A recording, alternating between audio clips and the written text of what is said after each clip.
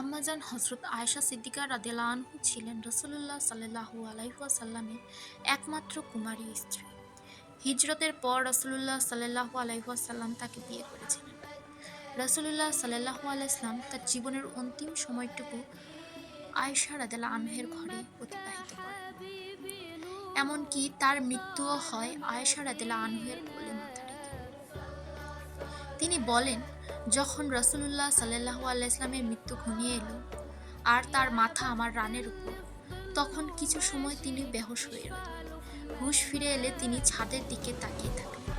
তারপর বললেন, হে আল্লাহ, মর্যাদা সম্পন্ন বন্ধুদের সঙ্গে মিলিত করুন। সহিহ মুসলিম।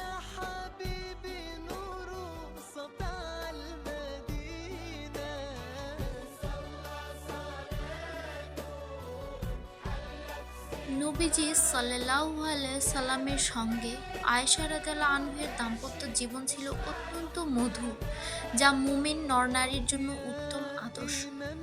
রাসূলুল্লাহ সাল্লাল্লাহু আলাইহি ওয়াসাল্লাম ও আয়েশা রাদিয়াল্লাহু আনহু ছিলেন পরস্পরের ভালোবাসায় তৃপ্ত। আয়েশা রাদিয়াল্লাহু আনহু বলেন, রাসূলুল্লাহ সাল্লাল্লাহু আলাইহি ওয়াসাল্লাম ভালোবেসে কখনো কখনো আমার নাম হুমায়রা বলে ডাকতেন। সুনানে ইবনে মাজাহ। রাসূলুল্লাহ সাল্লাল্লাহু আলাইহি ওয়াসাল্লাম আয়েশা রাদিয়াল্লাহু আনহার যত্নের প্রতি বিশেষ খেয়াল রাখতেন। আয়েশা রাদিয়াল্লাহু আনহু বলেন, আমি একদিন হাবশীদের খেলা দেখছিলাম।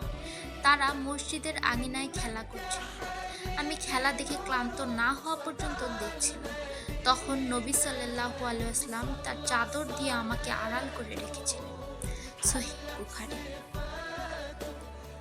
আয়েশা রাদিয়াল্লাহু আনহু থেকে বর্ণিত, তিনি বলেন, আমি ও রাসূলুল্লাহ সাল্লাল্লাহু আলাইহি ওয়াসাল্লাম একই পাত্র থেকে গোসল করতাম, যা আমাদের মধ্যে থাকত। তিনি আমার চেয়ে অগ্রগামী হলে আমি বলতাম, আমার জন্য রাখুন, আমার জন্য রাখুন। সহিহ মুসলিম।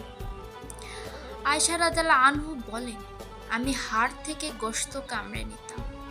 তারপর আমি যেখানে মুখ রাখতাম, রাসূলুল্লাহ পাক সাল্লাল্লাহু আলাইহি ওয়াসাল্লামও সেখানেই তার মুখ রাখতেন, অথচ তখন আমি ঋতুমতী ছিলাম। আমি পাত্র থেকে পানি পান করতাম। তারপর তিনি সেই স্থানে মুখ রাখতেন যেখানে আমি মুখ রাখতাম, অথচ আমি তখন ঋতুমতী ছিলাম। সুনানে নাসাই।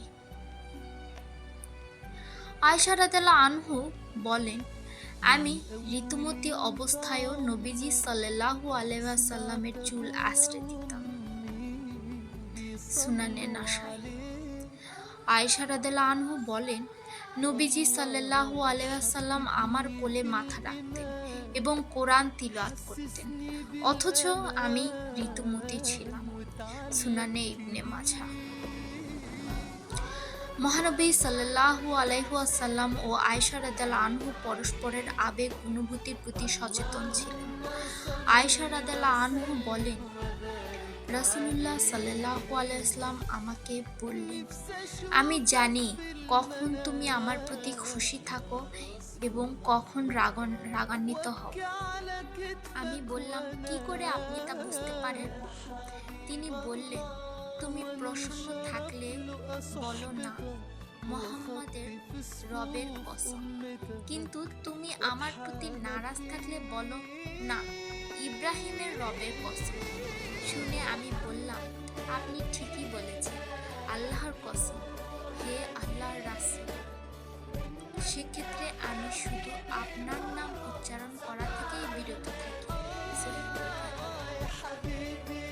আমাদের প্রিয় নবী হযরত মুহাম্মদ সাল্লাল্লাহু আলাইহি ওয়াসাল্লাম ও আয়েশা রাদিয়াল্লাহু আনহু এর দাম্পত্য জীবন এতটা মধুর ছিল।